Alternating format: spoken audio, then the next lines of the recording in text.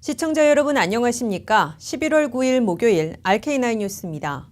도널드 트럼프 대통령의 이번 한중일 3개국 순방은 비즈니스에 초점이 맞춰졌다는 게 주류 언론들의 평가입니다.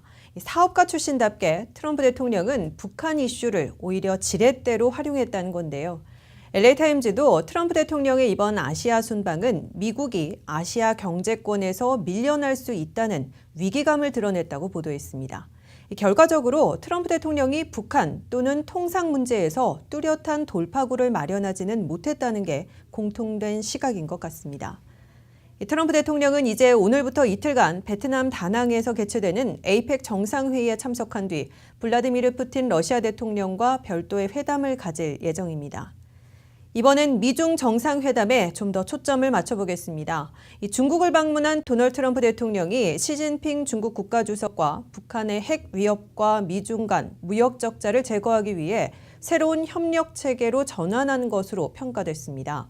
특히 트럼프 대통령은 그동안의 강경 발언과는 상반되게 북한 압박에 시간이 걸린다는 시 주석의 강조에도 불만을 표시하지 않았으며 미국의 무역 적자가 중국 탓이 아닌 자신의 전임자들 잘못이라는 입장까지 공개 천명해 모두를 놀라게 했습니다. 워싱턴에서 한면택 특파원이 보도합니다. 한국에 이어 중국 방문에서도 도널드 트럼프 대통령이 그간의 강경 언사를 자제하고 달라진 태도를 보여 대북 정책을 포함한 외교안보 정책과 중국과의 슈퍼파워 경쟁에서도 중대한 변곡점이 될지 모른다는 관측까지 불러일으키고 있습니다. 도널드 트럼프 대통령은 무엇보다 시진핑 중국 국가주석에게 최고의 찬사를 보내면서 한껏 추켜세우고 충돌과 맞대결이 아닌 협력과 실리 챙기기에 주력했다고 뉴욕타임스, 워싱턴포스트, 월스트리트저널 등 미 언론들이 보도했습니다. 북한의 핵미사일 위협에 대해 트럼프 대통령은 비공개 회담 석상에서는 시진핑 주석에게 석유 공급의 중단을 포함한 더욱 강력한 압박 조치를 요구했고 공동 발표에서도 북한이 무모하고 위험한 길을 포기할 때까지 경제적 압박을 늘려나가기로 했다고 강조했습니다.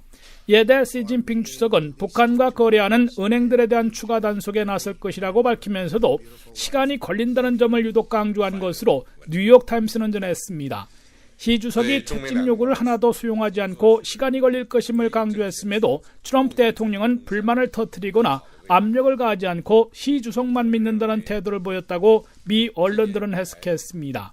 특히 트럼프 대통령은 한 해 3,500억 달러 안팎의 막대한 무역 적자를 보고 있는 중국과의 무역 불균형 문제에 대해서 자국의 이익을 극대화해온 중국을 비난하진 않겠다며 그런 사태를 내버려둔 전임 미국 대통령들의 탓으로 돌려 모두를 놀라게 했다고 미 언론들은 전했습니다. 트럼프 대통령은 대신에 시진핑 주석이 내놓은 2,500억 달러짜리 민간업계 간 사업 선물 보따리를 받아들고 실리 챙기기에 주력하는 모습을 보였다고 미 언론들은 밝혔습니다.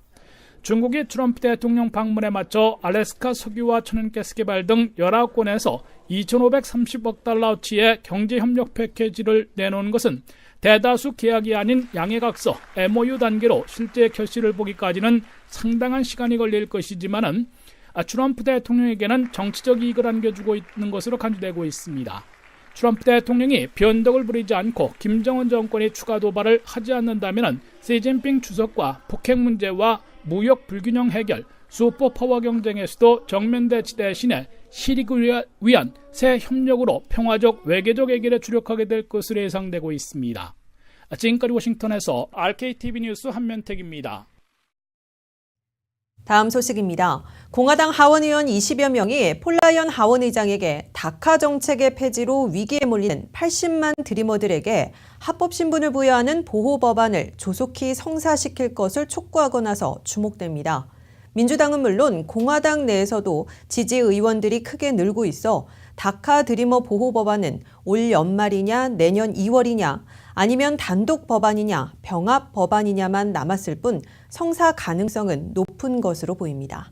보도에 김윤재 기자입니다. 도널드 트럼프 대통령의 반이민 정책에 경종을 울린 이민 유권자들의 경고를 의식한 듯 공화당 내에서도 다카 드리머들부터 구제해야 한다는 움직임이 본격 확산되고 있습니다. 공화당 하원 의원 20여 명은 폴 라이언 하원 의장에게 80만 드리머들에게 합법 신분을 부여하는 보호 법안을 서둘러 본회의에서 처리하라고 촉구했습니다. 공화당의 일레니 로슬레티넌 의원과 피터 킹, 브래드 업튼 의원 등 위원장급 중진 의원들을 포함한 20여 명은 연방의사당에서 공동 기자회견을 열어 다카 정책의 폐지로 추방 위기에 내몰리고 있는 드리머들을 하루속히 구제해야 한다고 강조했습니다. 이들 공화당 하원 의원들은 하원 내 드리머 보호법안을 지지하는 의원들이 다수를 차지하고 있는 만큼 라이언 하원 의장은 올 연말 안에 서둘러 드리머 법안을 본회의 표결에 붙여 가결시켜야 한다고 요구했습니다. 공화당의 조 바튼 하원 의원은 드리머 보호법안은 현재 435명의 연방 하원 의원들 중에서 양당 의원들로부터 300명 이상의 지지표를 받아 압도적 초당적으로 가결될 수 있을 것이라고 강조했습니다. 이에 대해 폴 라이언 하원 의장은 드리머 보호법안을 반드시 성사시킬 의무를 내비치면서도 내년 3월 5일까지로 설정돼 있는 시한이 있는 만큼 서두를 필요는 없다면서 올 연말 처리보다 내년 초 심리를 선호하고 있음을 밝혔습니다. 라이언 하원 의장은 트럼프 대통령이 올 연말 반드시 통과시켜야 하는 연방 예산안에 부착하는 데 강력 반대하는 대신 체인 이민 폐지 등과 연계할 것을 주문해 놓고 있기 때문에 올 연말 대신에 내년 2월까지 처리를 선호하고 있는 것으로 해석됩니다. 반면 낸시 펠로시 민주당 하원 대표는 드리머 보호법안을 내년 3월 5일 데드라인 직전까지 미룰 필요가 없다면서 올 연말 가결을 촉구하고 연방 예산안 부착 투쟁에 돌입할 가능성을 시사했습니다. 이에 따라 올 연말 연방 예산안과 부착시키려는 민주당의 시도로 한 차례 진통을 겪게 되고 내년 초에는 체인 이민 폐지 등과 연계할 것인지를 놓고 격돌할 수밖에 없습니다. 하지만 보호법안은 단독 법안이든 병합 법안이든 내년 3월 5일 다카 정책의 단계별 폐지가 시작되기 전에 최종 성사될 것으로 예상됩니다. RKTV 뉴스 김윤재입니다. 거대 통신기업 AT&T와 미디어 기업 타임워너의 인수 합병 작업이 결국 도널드 트럼프 행정부와의 법정 소송으로 이어질 조짐입니다.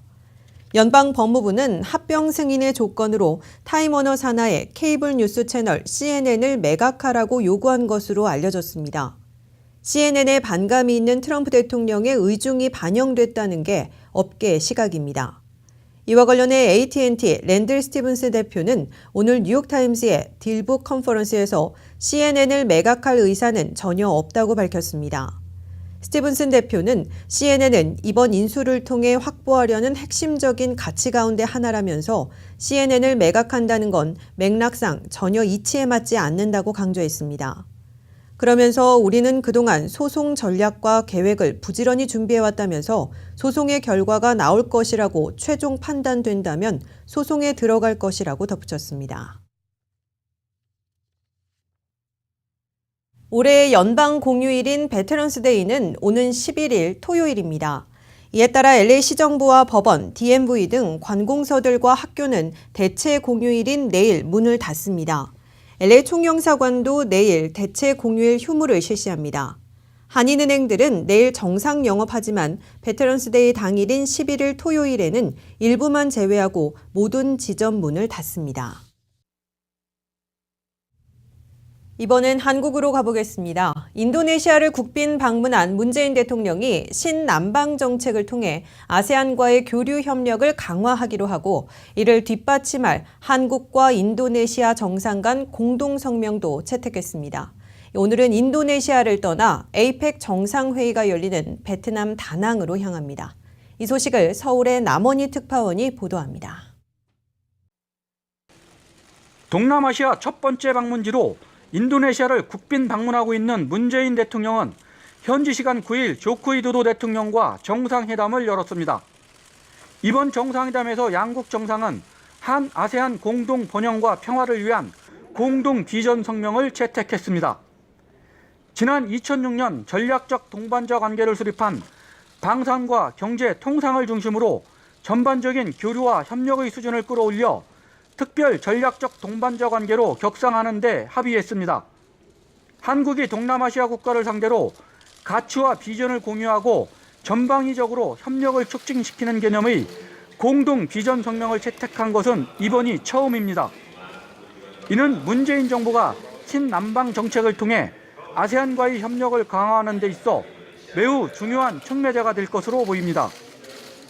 특히 도 정상은 성명에서 한국과 아세안이 사람 중심의 정책을 추진하고 있다는 데 주목하고 있는 점을 분명히 했습니다.